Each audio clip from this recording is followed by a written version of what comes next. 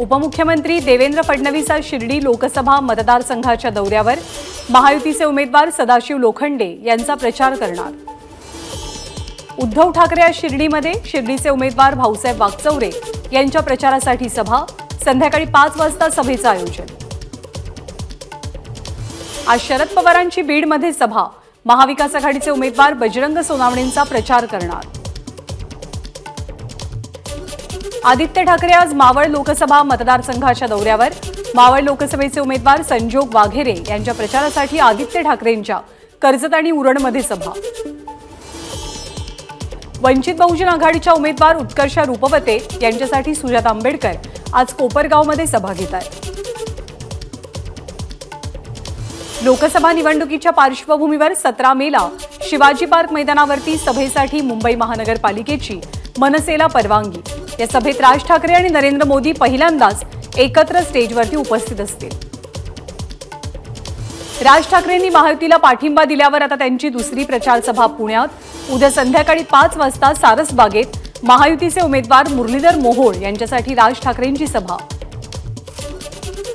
India आघाडीचं शिष्टमंडळ उद्या केंद्रीय निवडणूक आयुक्तांना भेटणार, आज संध्याकाळी होणारी भेट उद्यावरती ढकलली।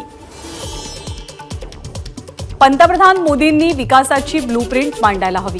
राहुल गांधींना अदानी अंबानींकडून पैसे मिळत असल्याचं मोदींचं वक्तव्य म्हणजे त्यांच्या बिघडलेल्या प्रकृतीचं लक्षण आहे। भाजपनं त्यांना प्रचारातनं बाजूला करावं, संजय राऊतांची मोदींवर टीका। अमित शहा इंडिया आघाडीमध्ये येतील का? आम्ही त्यांना पंतप्रधान करतो। इंडिया आघाडीकडे पंतप्रधान पदाचा चेहरा नाही, या मुद्द्यावर बोलताना संजय राऊतांचं भाजपला प्रत्युत्तर। एकनाथ शिंदेंनी भ्रष्टाचाराबद्दल बोलणं म्हणजे आश्चर्य। अजित पवारांना कोणतीही भूमिका नाही, त्यांना खोटं बोलण्याची चटक लागली आहे। संजय राऊतांची शिंदे आणि पवारांवर टीका। छगन भुजबळांनी राजीनामा द्यावा, आमदार सुहास कांदेंची मागणी।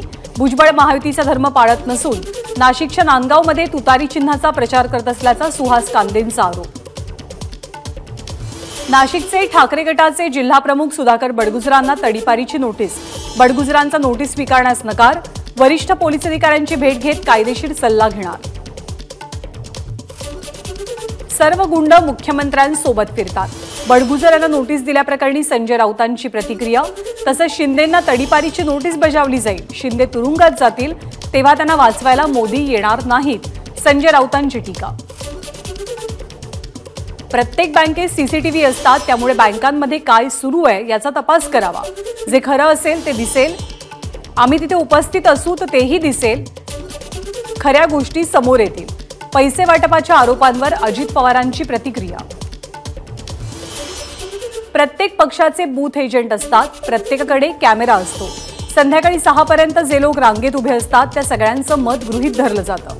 मतदान टक्केवारीच्या आरोपांवरती अजित पवारांची प्रतिक्रिया। उद्धव ठाकरेंसोबत आपण काम केलंय, त्यांचा स्वभाव जवळून अनुभवलेला आहे। त्याचा विचार करता ते स्वतःचा पक्ष विलीन करण्याचा निर्णय घेतील असं वाटत नाही। अजित पवारांच्या शरद पवारांच्या प्रादेशिक पक्ष विलीनीकरण वक्तव्यावरती प्रतिक्रिया। एबीपी माझा, उघडा डोळे बघा नीट।